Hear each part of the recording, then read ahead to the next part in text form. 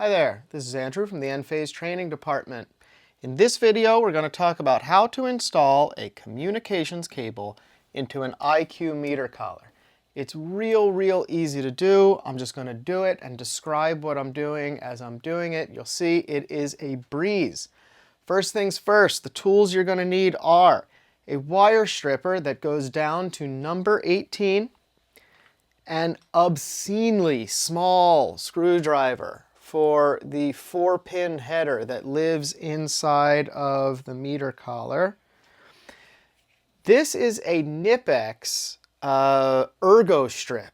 It is worth its weight in gold for stripping the outer sheathing of the communications cable.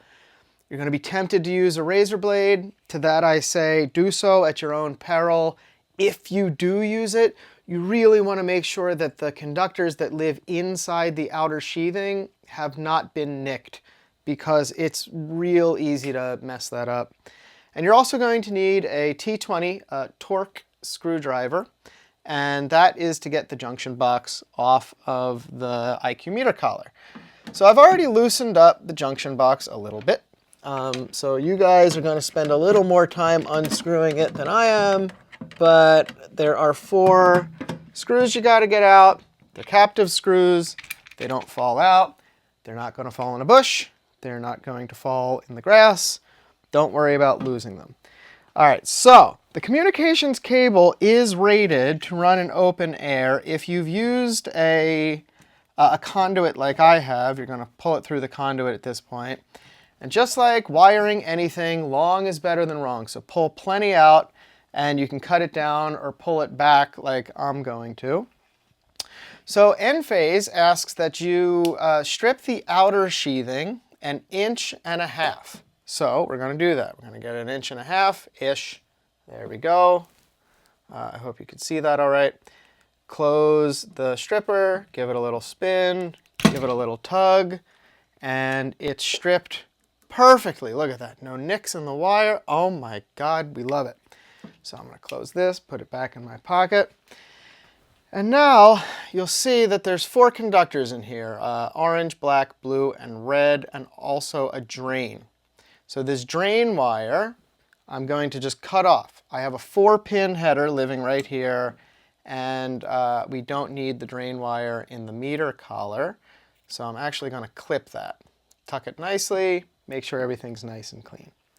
My next step is Enphase asks that you strip each one of these conductors 5/16 of an inch. So just a little more than 1/4 inch.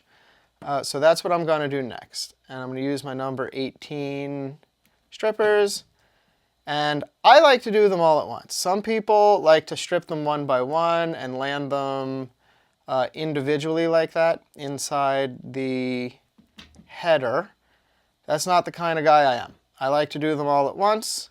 I think they go in much easier that way, but to each their own, right?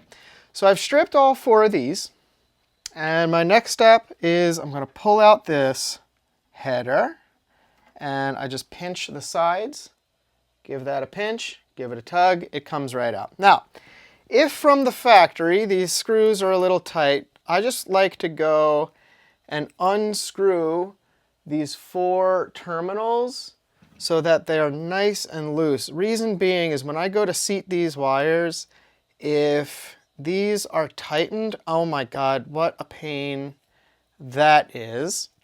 And the other thing I want you guys to notice about this header is that it's color-coded. So I have 4 colors of conductor, 4 colors on the header. What do you think happens next? I land each one in the color code.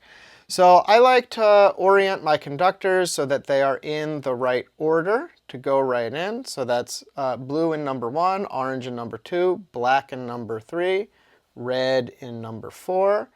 And I space them out a little bit and slip them into that header. And then I'm just going to tighten these down. Now I want to tighten them down pretty good, and in order to do this, again, I need the right screwdriver. This is one of those screwdrivers that you use for eyeglasses or this, and pretty much nothing else, right? So, I mean, it's an incredibly useful little tool. If you try and get out your 11-in-1, that it's just not going to work for you. So you need something really, really small to get into these headers. All right, so now I'm tight, and I am going to give each one of these a tug test to make sure that it's secure in there. Good. All right, now the way this seats is we want the screws facing the meter pan. So I'm going to flip this that direction, and I'm going to plug it back in where I found it. Now, I really want to make sure that the four male pins are plugging into the 4 females. If it's misaligned, you can damage something. So we don't want to do that. Make sure it's nice and in there, and I'm going to send this back. In this case, it would, go back to a junction box or go back to a combiner panel. I want to make sure that my gasket is seated nicely. If this gasket isn't seated nicely, we're in trouble. It's not going to be waterproof. And I want to make sure this is nice and snug. So I'm going to line my screws back up, tighten them back in, tighten all 4 screws. And I really want to make sure it's snug, right? Again, we're trying to make a waterproof seal because this is rated for outdoor use.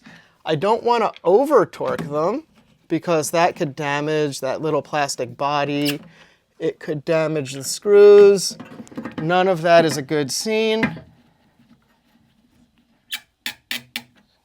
Nice and snug, nice and tight.